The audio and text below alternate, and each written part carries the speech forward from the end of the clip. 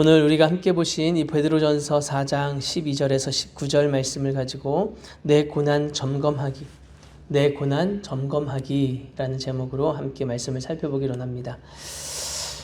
우리 베드로가 쓴 이 편지를 통해서 그리스도인의 삶에 허락된 이 고난에 대한 새로운 인식을 우리가 할 수 있게 되었고, 이 고난의 신비를 가지고 우리가 좀 무장할 수 있는 그런 은혜를 이제 베드로전서를 통해서 얻게 되는 것 같아요.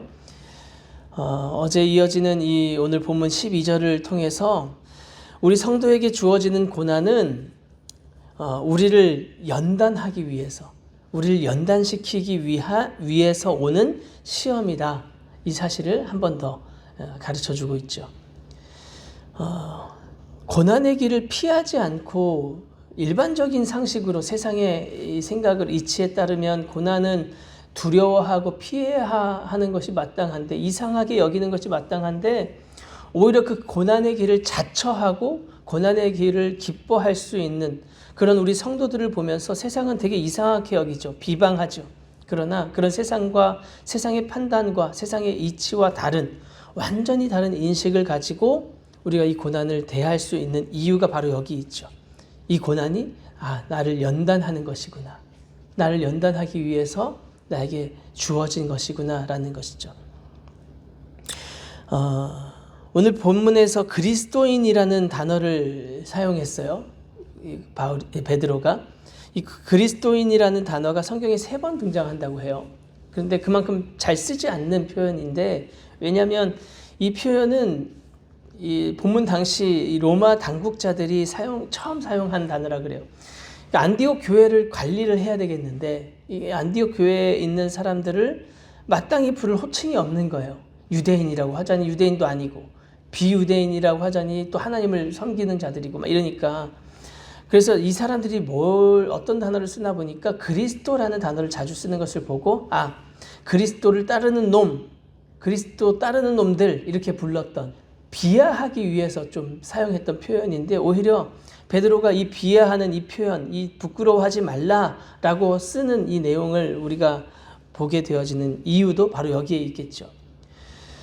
베드로도 이 표현을 부끄러워하지 말라고 이야기하고 있고, 실제 당시 성도들도 이 그리스도인이라고 부르는 이 표현을 오히려 자랑스럽게 여겼다고 해요. 이렇게 그리스도를 위한 고난은 스스로도 또 베드로도 부끄러운 것이 아니라는 것, 오히려 나를 연단시키고 생명의 주인이신 그분이 그 생명의 비밀을 우리에게 알도록 허락해 주신 그 고난에 참여하는 일이기 때문에 우리는 이것에 대해서 기쁨으로 또 즐거워하면서 영광스럽게 여기는 일이라는 거죠. 그러므로 우리 성도들은 오히려 이 고난을 통해서 우리 신앙이 더 온전해지고 주의 오실 그 날을 기쁨으로 기다리면서 즐거워하는 사람들이 될 수 있는 거죠. 특별히 오늘 본문을 보면서요, 12절부터 특별히 24절의 말씀을 제가 어제 이렇게 묵상하면서 이게 팔복의 8번째 복의 내용이랑 똑같잖아요. 너희가 그리스도의 이름으로 치욕을 당하면 복 있는 자다라고 말하는 이 표현을 보면서 팔복의 8번째 복의 내용이 이렇게 되죠. 마태복음 5장 10절부터 12절까지 이렇게 나오는데, 의를 위해 박해받는 자는 복이 있나니 천국이 그들의 것입니다. 나로 말미암아, 예수님을 말하죠. 나로 말미암아 너희를 욕하고 박해하고 거짓으로 너희를 거슬러 모든 악한 말을 할 때에는 너희에게 복이 있나니 기뻐하고 즐거워하라. 하늘에서 너희의 상이 큼이라. 이 말씀과 오늘 12절, 13절, 14절에서 이야기하는 이 말씀이 너무 이렇게 동일한 의미, 내용을 이야기하고 있죠. 그래서 제가 어제 이 부분을 딱 읽으면서 베드로가 직접 자기가 듣고 자기 마음 가운데 새겼던 이 팔복의 말씀을 분명히 염두에 두었을 것 같아요. 그 말씀을 가지고 계속 되뇌었던 이 베드로에게 이 복음의 놀라운 역설과 영광이 베드로에게 너무 충만했을 것 같아요. 그러면서 다시금 이 팔복의 내용을 염두에 두고 어제 사실 1장부터 다시 좀 쭉 살펴봤어요. 살펴보니까 군데군데 이 팔복의 내용이 제가 좀 너무 어거지로 끼워 맞추는 감이 없지 않지만 이 팔복의 내용이 이 중간중간에 다 새겨져 나오는구나 하는 걸 제가 보게 된 것 같아요. 이건 자세하게 제가 다 설명할 수는 없지만 1장 13절에 마음의 허리를 동이고 근신하라 이렇게 이야기가 했었거든요. 이런 부분들을 보면 심령의 가난한 자의 특징이죠. 내가 아무것도 아닌 것들을 고백하면서 그분을 의지하는 것. 전에 알지 못했던 사역을 다 내려놓고 그 사역들을 버리고 하는 이 부분들에서 애통하는 자가 어떻게 하나님 앞에 다 이렇게 쏟아내었는지에 대한 그 온유한 자가 하나님만 온전히 바라면서 그 믿음과 소망이 하나님께 있다는 사실을 알게 되어지는 이 온유한 자의 모습을 갖추는 것도 본문에서 계속해서 표현이 되었고, 이 네 번째 복에 대한 내용도요, 1장 22절부터 25절 그리고 22장 2절을 보면 이 진리의 말씀에 대한 사모함을 가지라고 하는 말씀, 그리고 신령한 젖을 사모하라 하는 이 말씀을 보면서 의에 줄이고 목마른 자에 대한 이 요청이 동일하게 나오는 모습을 볼 수도 있고, 2장 10절 그리고 4장 8절부터 11절 어제 본문까지 해서 이 내용을 보면 긍휼을 얻은 자, 제가 5번째 복을 이렇게 묵상하고 또 설명했을 때, 설교했을 때 긍휼의 사이클을 이야기했거든요. 우리에게는 긍휼히 여길 수 있는 능력이 우리에게 아무것도 없어요. 근데 어제 11절에서도 말하는 것처럼 이게 우리가 말하려면, 봉사하려면 하나님을 의지하고 하나님의 힘으로, 하나님의 말로 하라 했잖아요. 그러니까 이 긍휼의 사이클을 깨달은 자가 할 수 있는 이야기더라고요, 이게. 그러니까 긍휼을 여기는 그것은 내 긍휼을 가지고 못하고 하나님의 긍휼을 가지고 긍휼의 삶을 살아내는 자가 되라고 권면하고 있고, 그렇게 용서하고 용납하는 이 삶을 통해서 이 마음이 청결한 자가 되어지는데, 이 6번째 복, 그렇게 오히려 이 나를 억울하게 만들고 억울한 자리로 내모는 그 사람들을 용서하는 것을 통해서 그 사람들 앞에 용서하고 그 사람들을 포용하는 이 모습을 가지고 6번째 복을 실천할 수 있는 자로 계속 이끌고 있고, 이게 정말 놀라운데 2장 21절, 24절 그리고 3장 1절, 3장 7절, 3장 9절에서 우리가 어떻게 선행과 순종의 삶을 살아야 되느냐 이 이야기를 했었잖아요. 순종의 삶을 살고 선행을 해라. 그것을 통해서 어떤 일이 일어날 거냐고 이야기했냐면 사람들을 구원하는 자리로, 그 영혼을 구원을 얻게 하는 자리로 있을 수 있다라고 얘기했잖아요. 이게 화평케 하는 자, 하나님과 그 사람을 화평케 하는 자의 사명을 감당하는 거죠. 이 7번째 복.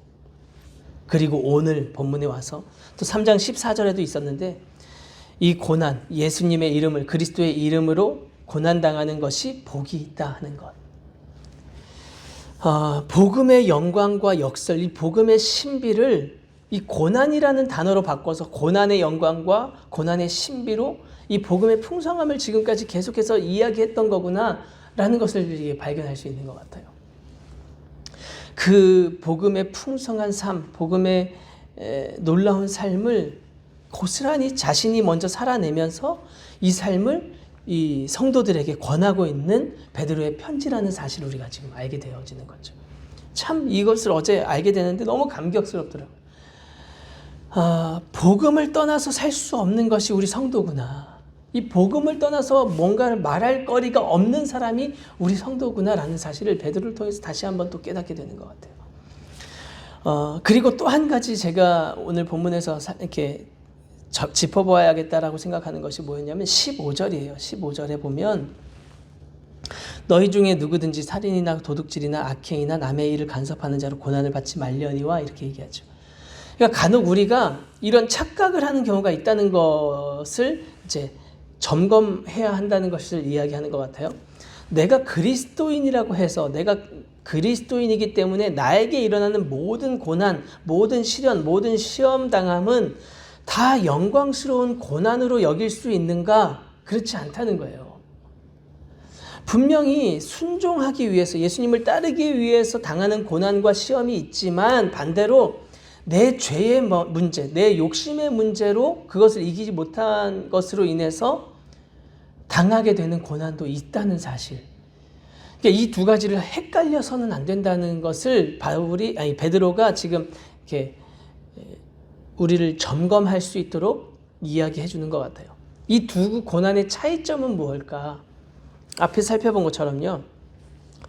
바른 그리스도인의 고난에는 얘기한 것처럼 팔복의 요소들을 하나하나 발견할 수가 있어요. 스스로 내가 이 고난 앞에 이미 내가 죄인임을 먼저 고백하고 하나님 앞에 가난한 심령으로 나아가는 사람이 되었다는 사실 하나하나, 이 팔복의 내용 하나하나를 이 고난 당하는 삶 가운데에서 느낄 수 있고 발견할 수 있죠.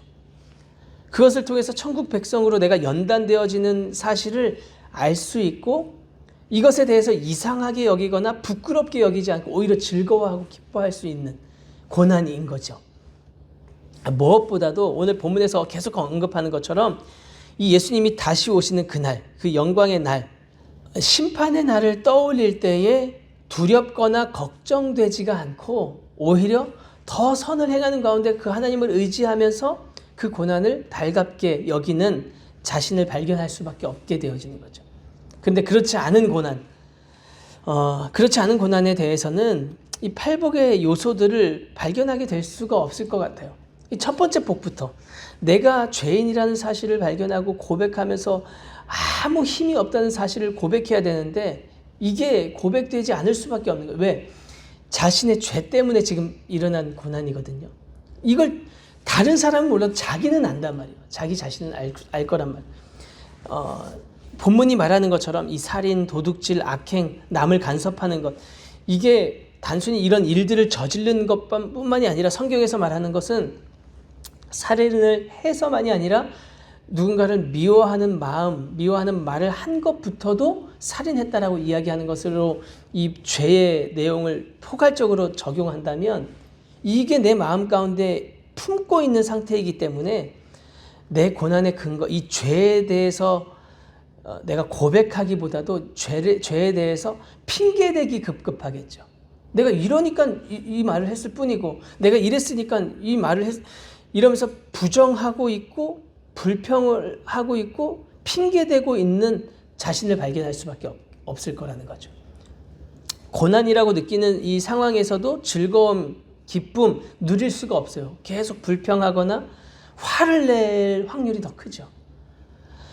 그러니까 고난을 당하는 내 태도의 차이부터가 나오는 거예요. 이 고난에 대해서 그래도 내가 하나님 앞에서 그리스도의 고난에 동참하기 위해서 기꺼운 마음으로 즐거움으로 나아가느냐, 아니면 내 안에 화가 나고 내가 왜 이 고난을 당해야 돼?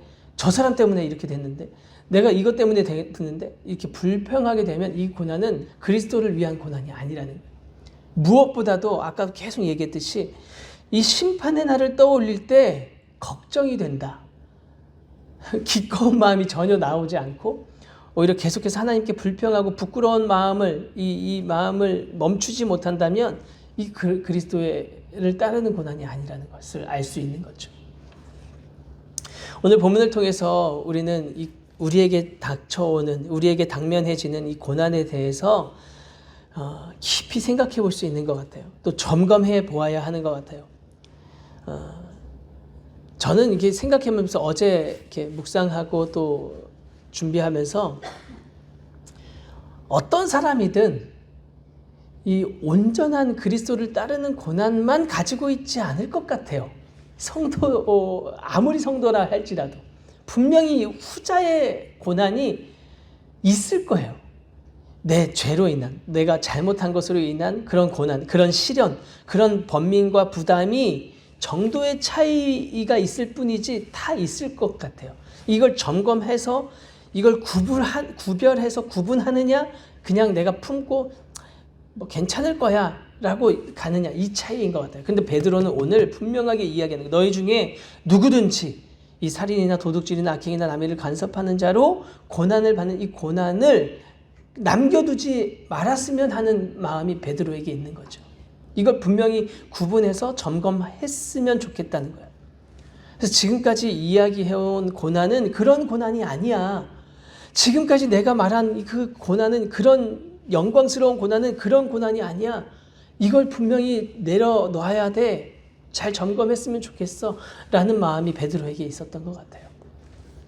오늘 말씀을 통해서 우리가 다시 한번 우리의 고난을 점검하고 그리스도의 고난에 참여하는 것이 아닌 다른 잘못된 고난이 있다면 이것들을 내려놓고 버리고 조정하고 우리 안에 이 팔복의 요소들을 발견할 수 있는 이 그리스도를 따르는 고난들, 이것을 기뻐하고 즐거워할 수 있는 영광스러운 고난을 가지고 주님의 오심을 기다리고 또 우리가 연단되어지는 것으로 인해서 더 기쁨으로 풍성한 복으로 누리는 저와 여러분 다 되시기를 예수님의 이름으로 축복합니다.